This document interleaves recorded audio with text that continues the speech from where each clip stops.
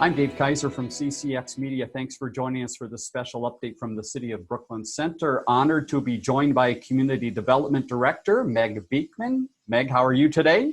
I'm great. How are you doing? I am very good. Meg is in the home office here today, so the kids are outside playing for a moment. We'll see how long that lasts, but we appreciate you taking some time for us here. And we want to pass along a number of items. Number one being that community development continues to roll on a regular basis. Tell us about operations for community development right now and what is still happening for residents.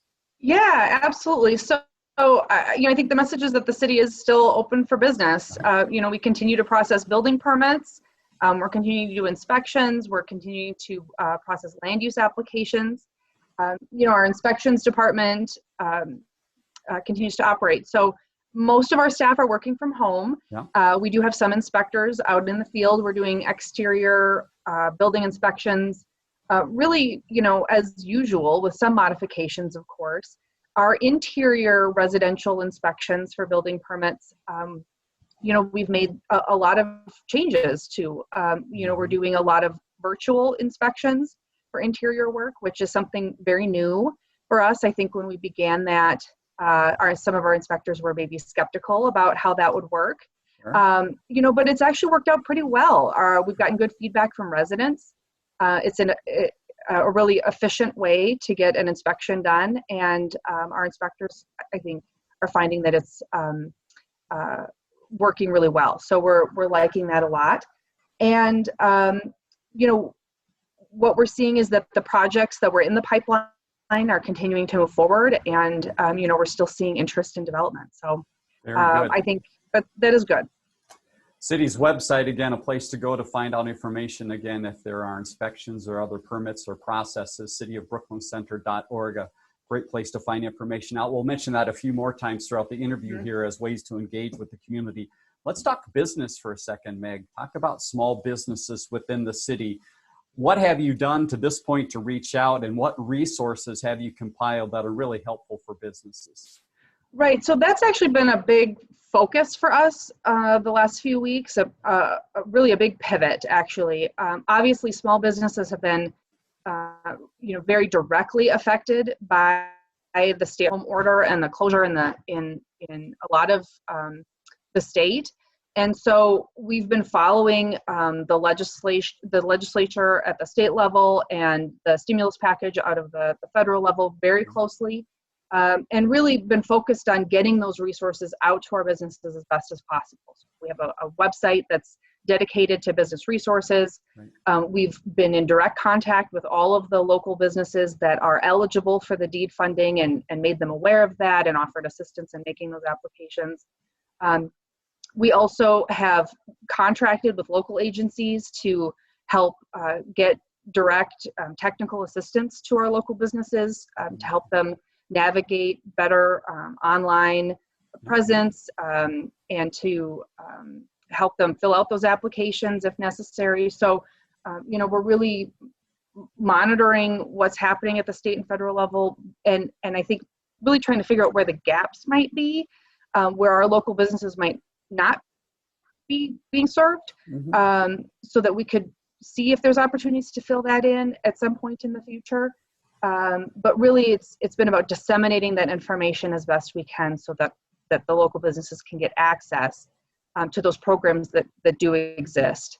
Very good. And at again, the state and federal level. Right. cityofbrooklyn.org to find out information not only of how the city's helping, but I would guess connections there to DEED and some of the other players within this puzzle of trying to support small businesses.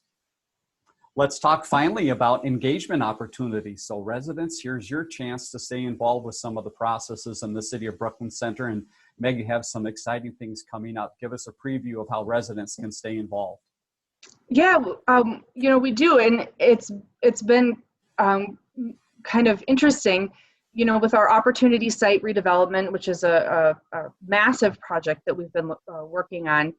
We had just begun ramping up some engagement opportunities right before all of this occurred, and obviously engagement really is going to look very different for the foreseeable future. And so recognizing that probably right this moment in time is not the time folks are thinking about wanting to give input on a redevelopment project.